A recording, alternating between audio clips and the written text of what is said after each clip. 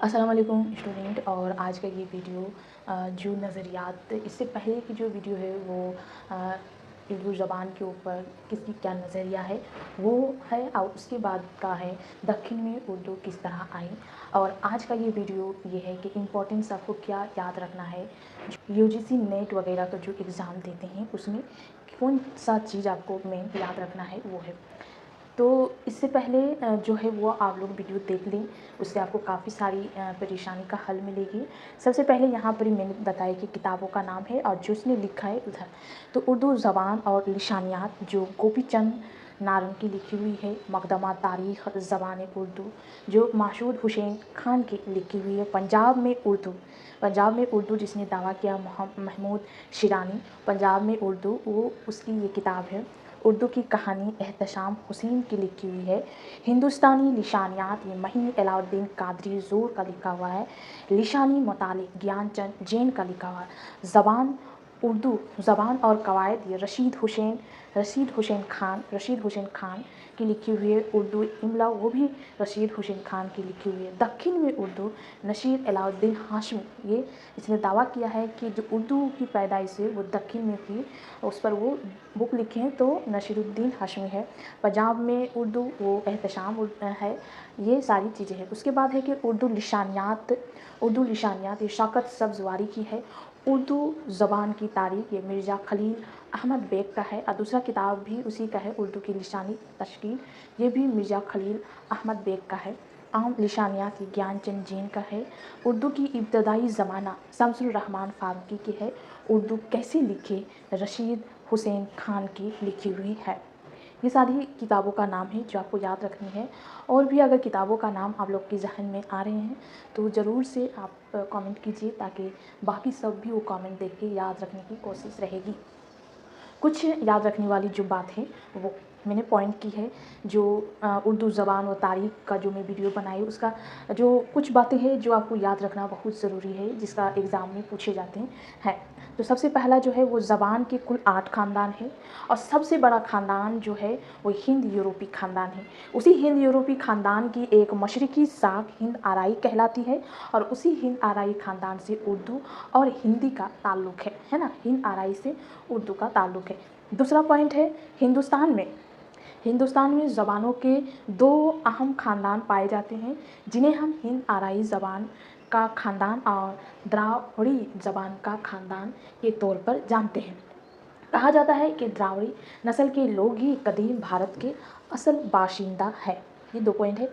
Next point है हिंद आराई के अहद को 3 हिस्सों में तकसीम किया। ये आपको पता है, जो वीडियो शुरू से देखते हुए आ रहे हैं उसको पता होगी। जो नहीं देखी वो एक बार प्लीज़ वो वीडियो देखें। हिंद आराई जो है उसको 3 हिस्सों में तकसीम किया। एक कदीम हिंद आराई जो कि 1500 कबल मसीह से 500 कबल मसीह तक का दौर है, कुल 1000 साल का दौर रहा। दूसरा वस्ती हिंद आराई का दौर जो 500 कबल मसीह से 1000 ईस्वी तक का दौर है, ये कुल 1500 है ना, 1500 साल का दौर रहा।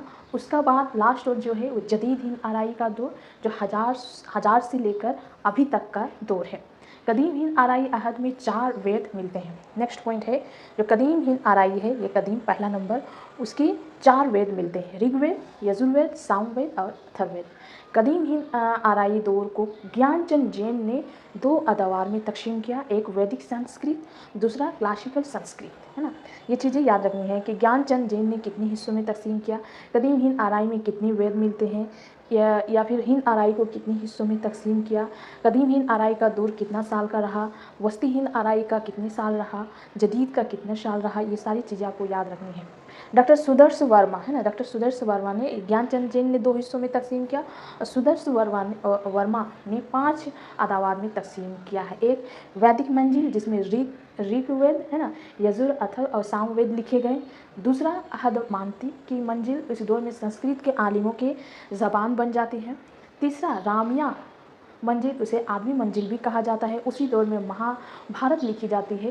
4 दिनवी मंजिल, इसमें संस्कृत सरकारी ज़बान जो है बन जाती है। 5 टकसाली ज़बान, इस दौर में संस्कृत जो है वसूल व कवायद के बजाय पाबंदियों की वजह से महदूद होकर रह जाती है ना, कवायद हो जाती है तो वो महदूद हो जाती है।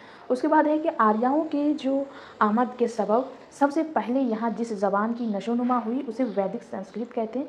वैदिक संस्कृत के कदीम तरीन नमूने ऋग्वेद है ना, जो सबसे पुराना है, ऋग्वेद में मिलते हैं।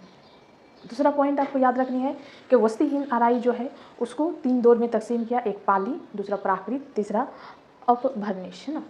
तो सूरसनी उपभ्रंश से 4 जदीद हिंद आराई ज़बानें निकली है, एक खड़ी बोली, दूसरा राजस्थानी, तीसरा पंजाबी और चौथा है गुजराती। ये जदीद हिंद आराई के ज़बान हैं जो जिससे उर्दू की पैदाइश, उर्दू की मतलब ये परछाई मिलती है। लिसानियात की किताब में 5 किस्म के उपभ्रंश का जिक्र मिलता है। अगर लिसानियात की किताब देखते हैं तो सूरसनी उपभ्रंश एक, दूसरा मगधी उपभ्रंश, तीसरा अर्थ मगधी उपभ्रंश, महाराष्ट्र उपभ्रंश और प्राजित उपभ्रंश, ये 5 उपभ्रंश आपको लिसानियात की किताब में देखने मिलेगी। दूसरा पॉइंट है खड़ी बोली जो है, खड़ी बोली का उर्दू के साथ माँ बेटी का रिश्ता है और खड़ी बोली सूरसनी उपभ्रंश से पैदा हुई है। मतलब सूरसनी जो लिसानियात की किताब में मिलती है वहाँ से खड़ी बोली का रिश्ता है, पैदा है। लिहाजा इस रिश्ते की वजह से उर्दू एक हिंद आराई ज़बान करार पाती है। मगरबी हिंदी के 5 बोलियों यानी खड़ी बोली, हरियाणवी, ब्रज भाषा, बंदेली और कन्नौजी ने अगरचा उर्दू को मुतासिर किया, लेकिन सबसे ज़्यादा जिस बोली ने उसे मुतासिर किया वो है खड़ी बोली। खड़ी बोली से ही उर्दू की पैदाइश हुई है। उसके बाद का पॉइंट है कि लफ्ज़ जो उर्दू है वो तुर्की ज़बान का लफ्ज़ है जिसके माने लश्कर के हैं। जिस वक्त हिंदुस्तान की शाही और सरकारी ज़बान फारसी थी उस वक्त उर्दू अपनी इब्तदाई शक्ल में आवाम के दरमियान बाज़ारों और गली कूचों में बोली जाती थी। दूसरा पॉइंट है हाफिज़ मोहम्मद शिरानी के मुताबिक उर्दू जो है वो पंजाब में पैदा हुई। अब ये किताब के नाम बताए कि उर्दू पंजाब में पैदा हुई, किसकी लिखी हुई है, तो हाफिज़ मोहम्मद शिरानी की।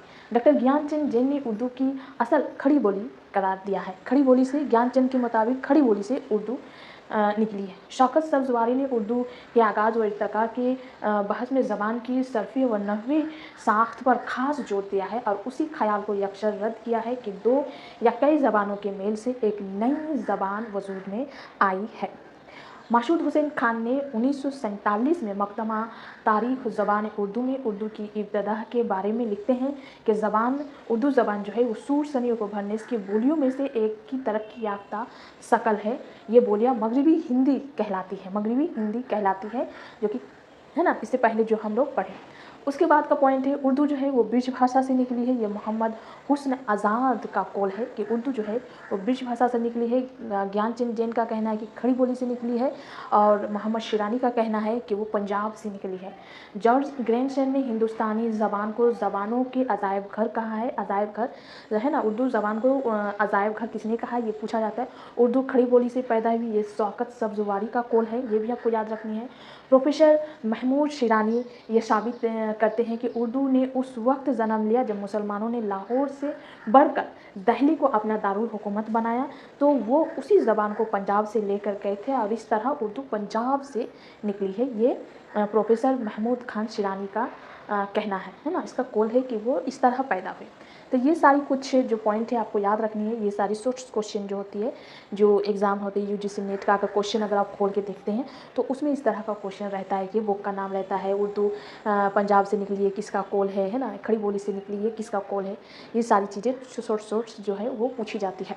तो ये कुछ है जो आपको याद रखनी है। इसके नेक्स्ट वीडियो में मैं इसका जो शुमाल में उर्दू की पैदाइश, उर्दू की आगाज़ व इर्तिका जो है उसके बारे में वीडियो बनाऊँगी।